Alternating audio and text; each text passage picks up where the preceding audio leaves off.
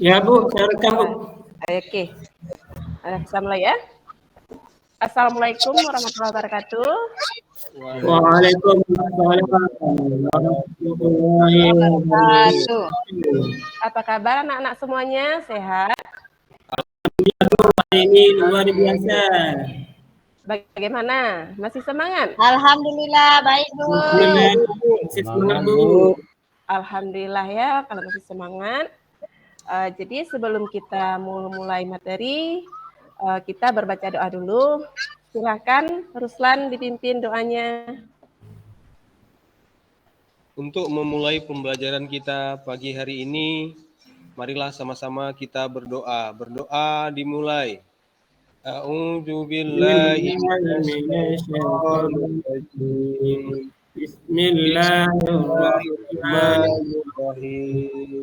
Rabbi zidni ilman warzuqni fahman wa amalan sholihan wa ilman nafi'an. Amin. Amin.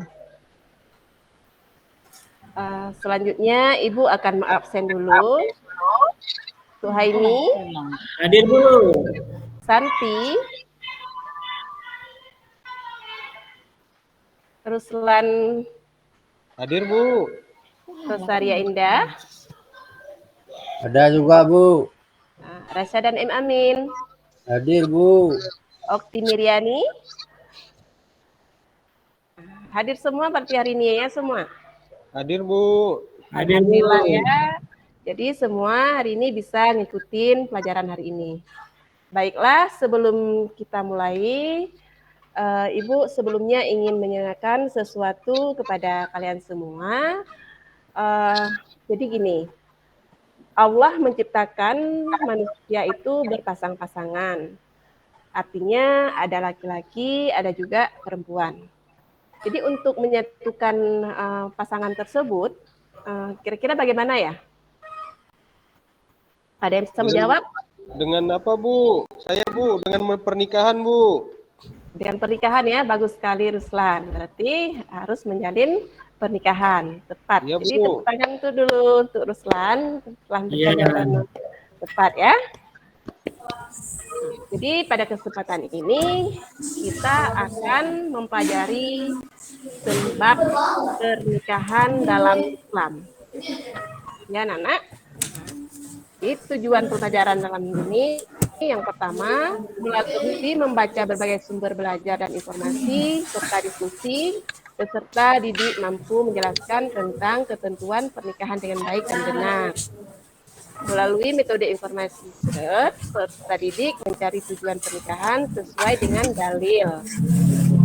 Kemudian yang ketiga, melalui metode informasi search, ceramah, serta tanya jawab, peserta didik dapat menyebutkan hukum-hukum pernikahan dengan baik dan benar. Sedangkan tujuan yang keempat, melalui pendekatan saintifik, metode informasi, serta metode diskusi, peserta didik dapat mampu menguraikan rukun-rukun dan syarat pernikahan dengan benar. Nah, kemudian ini Ibu akan menayangkan sebuah materi dalam bentuk PPT. Silakan diamati ya, anak sekalian. Silakan diamati PPT-nya.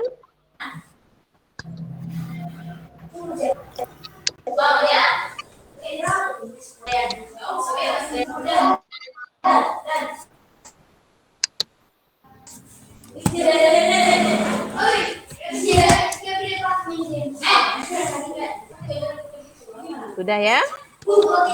Sudah Bu. Apa semuanya sudah diamati? Sudah Bu. Alhamdulillah ya. Nah, jadi dari tayangan materi tadi, apa ada kira-kira yang bertanya?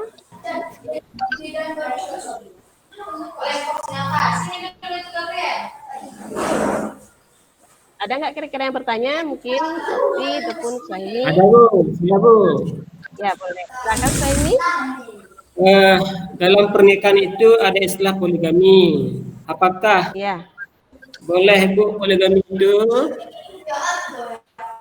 Jadi Suhaimi menanyakan, bolehkah kita berpoligami? Kira-kira sebelum Ibu menjawab, siapa yang bisa memberikan jawabannya? Saya Bu. Ya, boleh. Saya, Bu. Ya, menurut saya boleh Bu, asal bisa berlaku adil. Kalau tidak bisa adil nggak boleh Bu. Iya, jadi mantap ya jawabannya. Jadi dalam Islam itu diperbolehkan kita untuk berpoligami asal kita bisa berlaku adil dengan semua istri. Jadi kalau memang nggak mampu, ya tapi tidak diperbolehkan. Nah, baiklah. Ya. Jadi sekarang anak-anak kita lanjut materinya. Ibu akan bagi kelompok, 4 kelompok ya.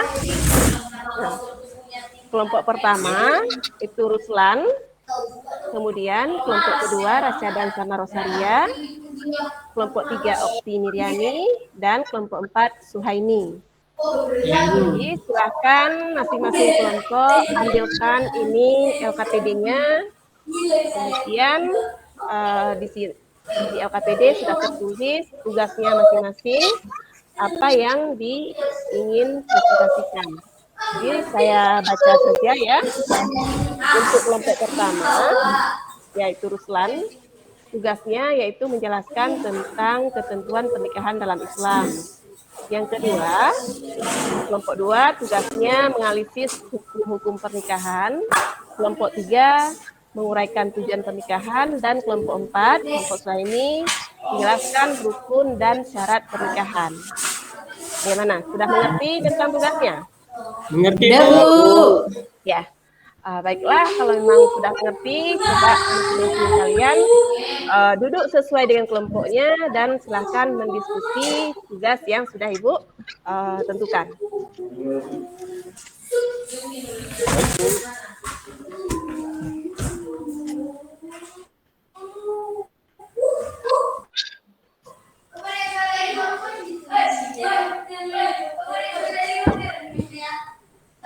Bagaimana? Sudah siap? Sudah, Bu. Nah, jadi masing-masing kelompok akan mempresentasikan hasil diskusinya. Jadi saya kasih kesempatan dulu untuk kelompok Rasyadan ya untuk mempresentasikan mengenai hukum pernikahan. Silakan kelompok Rasyadan mempresentasikan hasil diskusinya.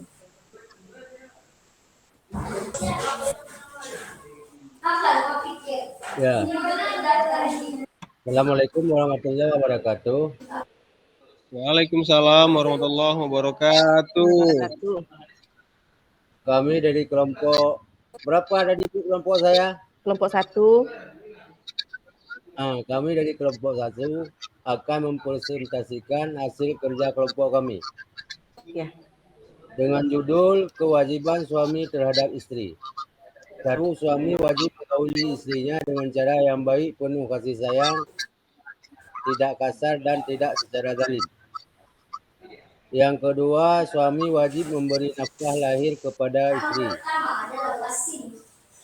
Yang ketiga, suami wajib mengajarkan kepada istri ilmu yang berhubungan dengan wanita, seperti hukum haid dan sejenisnya.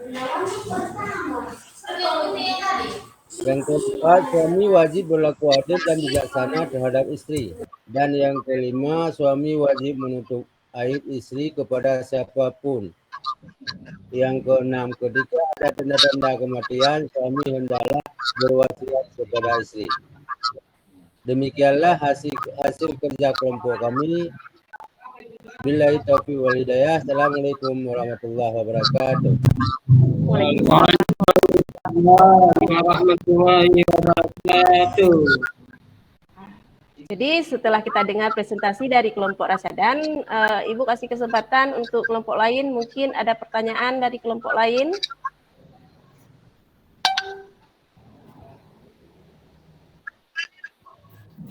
Boleh ya, silakan kelompok Okti yang bertanya.